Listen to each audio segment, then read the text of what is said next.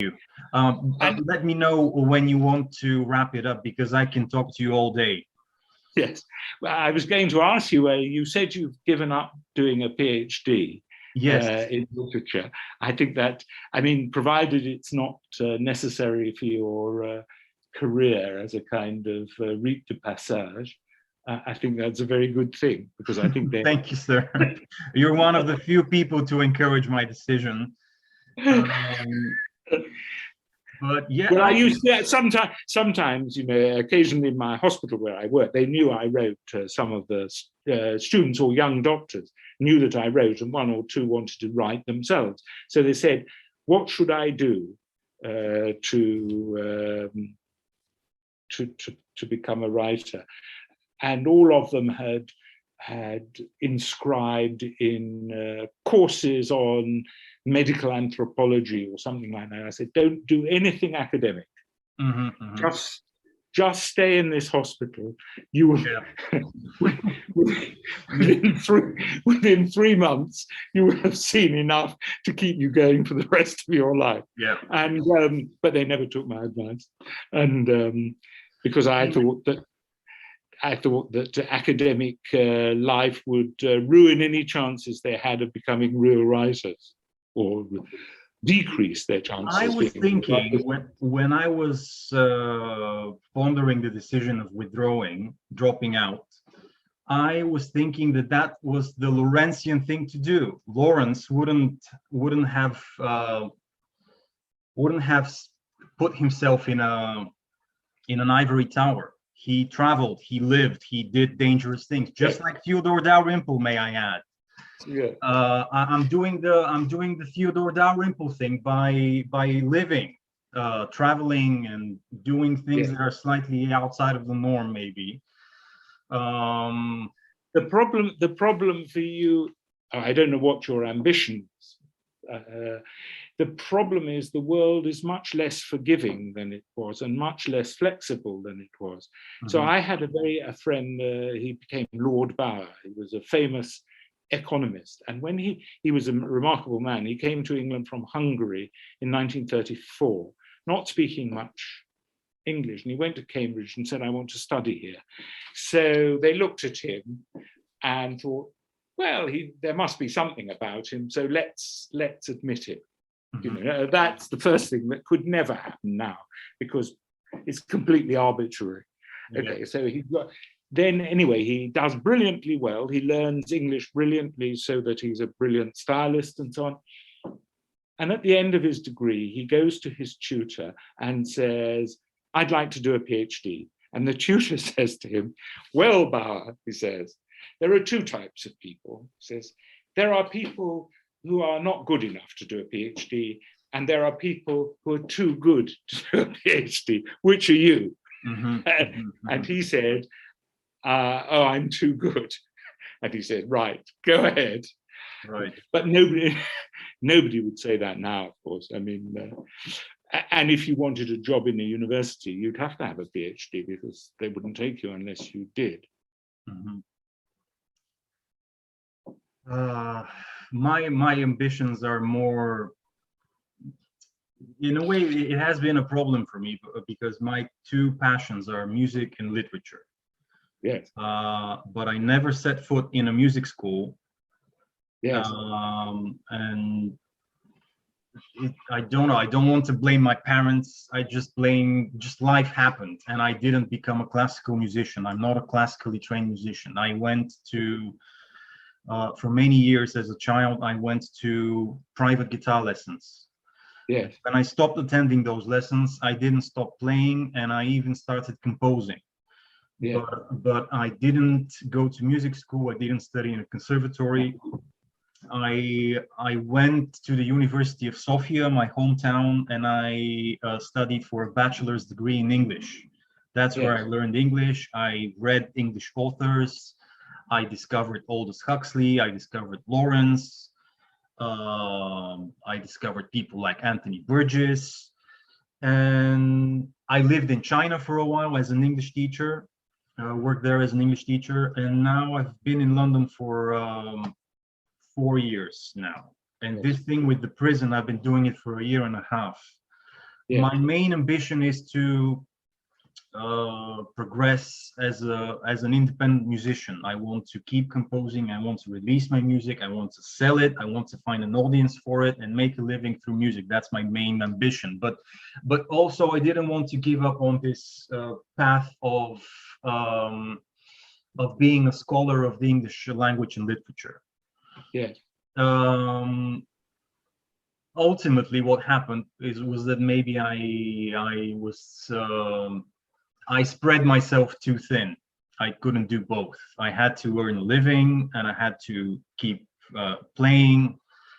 And there was no time to be poring over D.H. Lawrence footnotes. Yeah. When people, for example, in the prison ask me, why am I doing this kind of work? I tell them that it's the closest thing that I've been able to achieve to a career in music. Teaching music in a prison is a kind of career in the music industry. Well, it depends on how you look at it. So from that, and you enjoy it? Yes, immensely, to be honest. Sometimes I have a feeling of real achievement. Yes. The problem is that it's not quantifiable, but from a purely human point of view, sometimes I feel like, well, today 3 people now know what A minor is, or C major, or now 3 people now know that the guitar has 6 strings and they are tuned to specific notes. It's thanks to me that they know this now. Yes. And then I return to my wife and I sit down and I compose one of my own original pieces that never,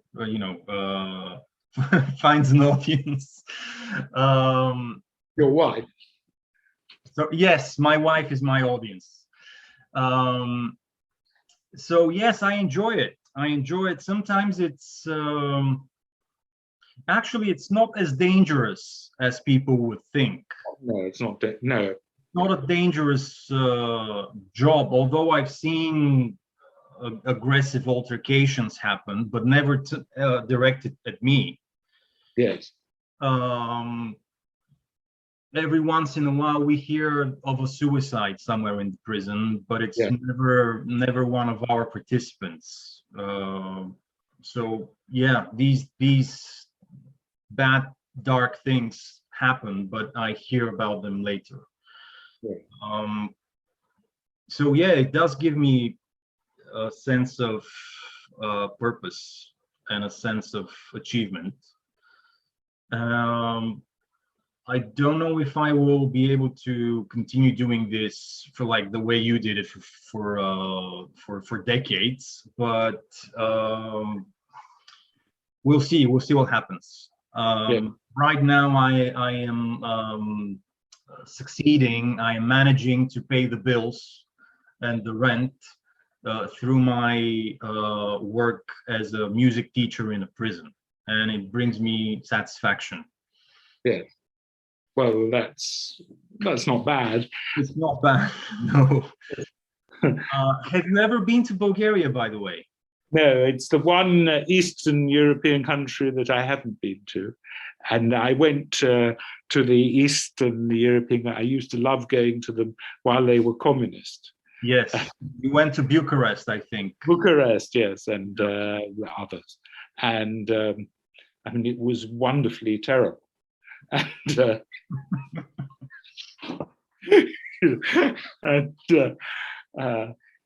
and it's how can I say, to me it's not as attractive now because it's become more, I mean, it's become more normal, although of course Romania is not entirely normal, but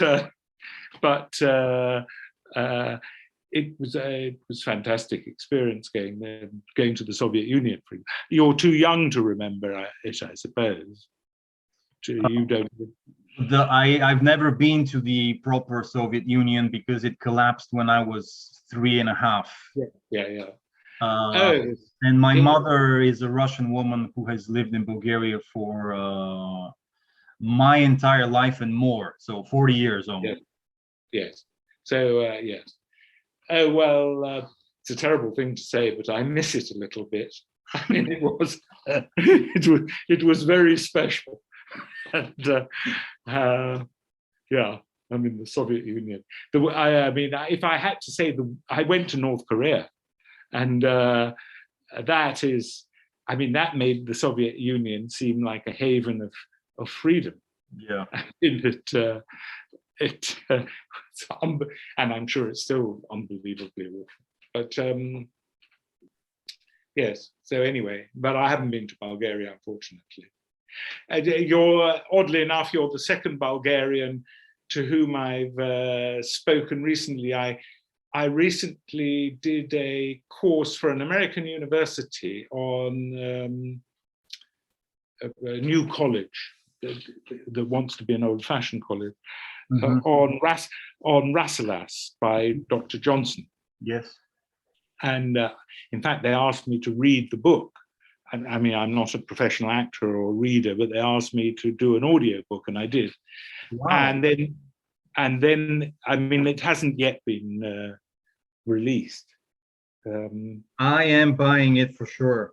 Oh yeah, but it's not released yet, and I don't like hearing myself because my voice seems ridiculous to me. But anyway, and then they came. I gave little talks about Rasselas and what Rasselas meant, and the producer of the film was Bulgaria, very nice chap, very like you, very capable. And he, I was extremely impressed by him, actually. But that's irrelevant. What else did I want to ask you? Incidentally, do you write apart from in the little magazine? Have you written anything else?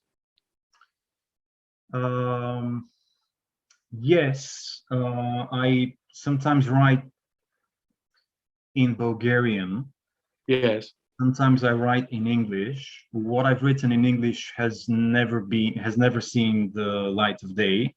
What I've written in Bulgarian, for example, a short piece of travel writing. Yeah. Appeared in a Bulgarian newspaper some years ago. Yeah. It was about my life in China and Yes. my travels in China, and I also wrote. This sounds surreal, but one of the things I do as an independent musician is I'm a street musician. I'm a busker. Yes. Before COVID, that is. Yes. And in the summer of 2018, I did, we call it a busking tour, where basically you carry your guitar and you travel from place to place. And I went to Paris, from London, I went to Paris. From Paris, I went to the French town of Metz. Yeah. From Metz, I went into Germany, and within Germany, I visited around 9 or 10 towns, mostly in Western Germany, a little bit in Central Germany. And from there, I took a plane to Bulgaria. So I described this trip from London to Bulgaria via France and Germany busking. Yes. And I published it on Facebook as just a piece of text on Facebook, and it was very warmly received. Yes. Which, of course, stimulate. I really think that I should write more. I don't know whether I should be writing in Bulgarian or in English, and I don't know. Like, for example, maybe 90% of what you've written is nonfiction, but you also have tried your hand in fiction. You've written several short story collections. Yes. I nonfiction comes more easily to me, Yes. but I also would like to try my hand at every form. Yes. What are your thoughts on this? I'm very interested. What is prompting you to attempt fiction as well? Well, because I think you can say things in fiction that you can't say any other way.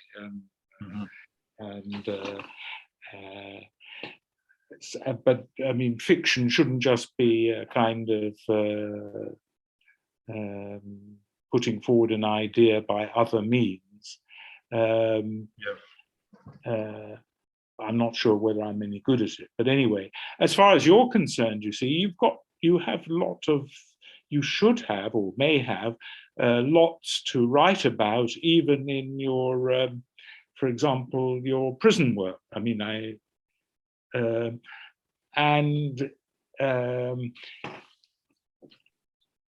was very fortunate. I began at a time when it was still possible to send an article to a magazine and they would look at it, even though they didn't know who you were.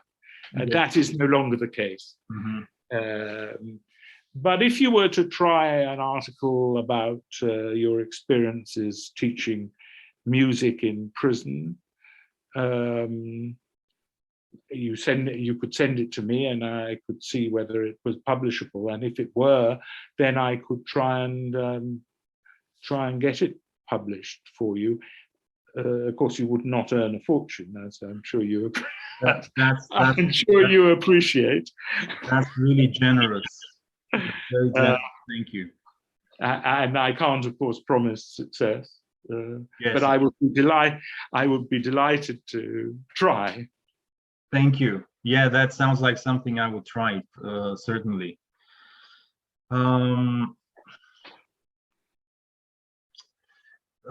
Anthony Burgess was talking about this idea that sometimes when a work of literature is too didactic, yes, it will fail artistically. He said, he actually said this of Clockwork Orange. It's too didactic to be artistic, and it really struck me. And he also said that we normally don't regard our greatest artists, Shakespeare, Beethoven, and let's say Wagner, as teachers. We don't go to Shakespeare for our ethics.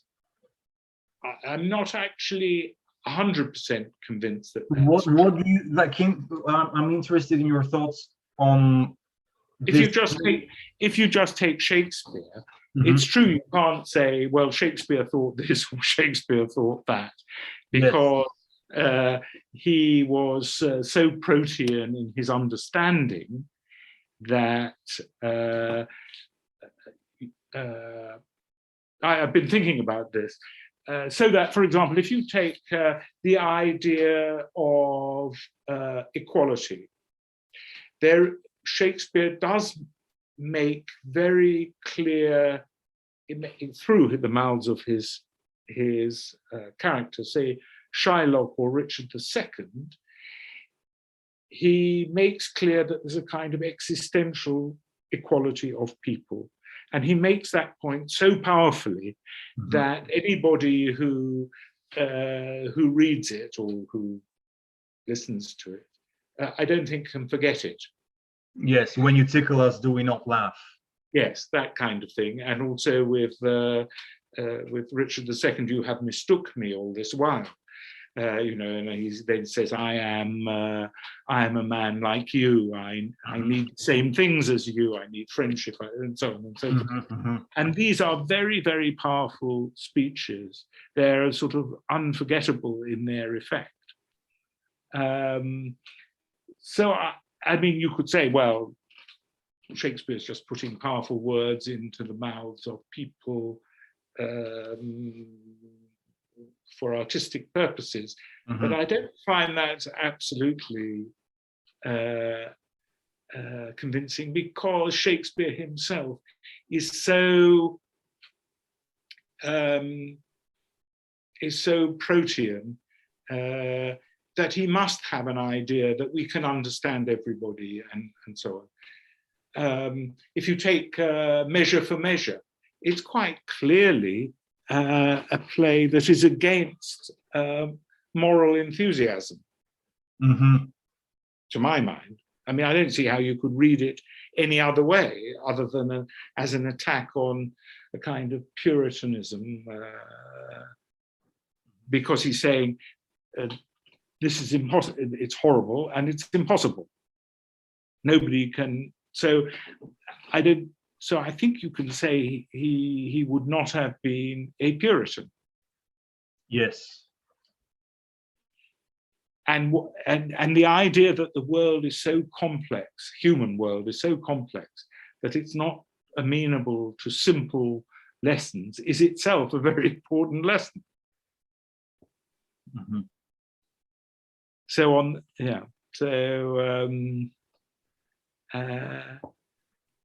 and there are characters like Falstaff. I mean, Falstaff is in many ways a terrible person, yes. and yet one is glad that he exists. Yes. I mean, he's a thief, he's a liar, he's cowardly, drunken, a parasite. It's and yet you love him. Yeah. So I'm not sure what was Burgess thinking when he said that? Well, I mean, I think didactic means that it won't be artistic. Well, what he means is that you start off, you've got a lesson you want to teach, and then you, like Chernyshevsky or something, whose terrible novel, What Is to Be Done, that's a didactic novel. If you, what else would be, you couldn't say that, well, I don't know whether you call it a novel, but you couldn't say that 1984 or Animal Farm is not didactic in a sense. I mean, it's or Kessler's Darkness at Noon, or they're didactic. Well, they're not didactic in the sense that they're teaching you a lesson here, putting on the blackboard, this is what you must learn today. Yeah. But it's not possible to say that he's not trying to communicate some lesson or other. Yeah. So there's a boundary, I think, that a boundary between too much didacticism and pure artistic creation. And if you cross it, it will be a disappointment. And the thing about Shakespeare, for example, the reason Shakespeare, apart from the wonderful language, speaks to us is because the problems that he writes about go across time. They're not just of his day. You know, I mean, it would be like, shall we say, the difference, I don't know, supposing someone were to try and write a novel about Brexit. Well, that's bound to be of limited interest in a short time. It will be obsolete soon. It will be obsolete and boring. And so I suppose it depends on what kind of things the lessons are about as well. But I know what Burgess means, of course. But if you take a novel, you know, Fathers and Sons by Turgenev. I haven't read it. I listened to your lecture on it on YouTube, and I know that I must read it because it's a must read. Yes. Well, this is a wonderful. It's a wonderful political novel in the sense that you don't feel as if some lesson is being pushed into you, and at some point you're going to have to regurgitate it, as in an exam. And at the end of it, you just feel life is extremely complex, and there's not going to be an easy solution to to things. But that is a lesson. I mean, it's something that you learn. And it's very difficult to believe that Turgenev didn't mean you to learn it. Mm-hmm. Okay. I'm just trying to think of a really didactic piece of work. I mean, much of the theatre today, I think, is didactic. It's you know, it hits you over the head with a message. Yes, yes. Say no to transphobia. Yes, exactly. Yeah. That's something like it. Yes.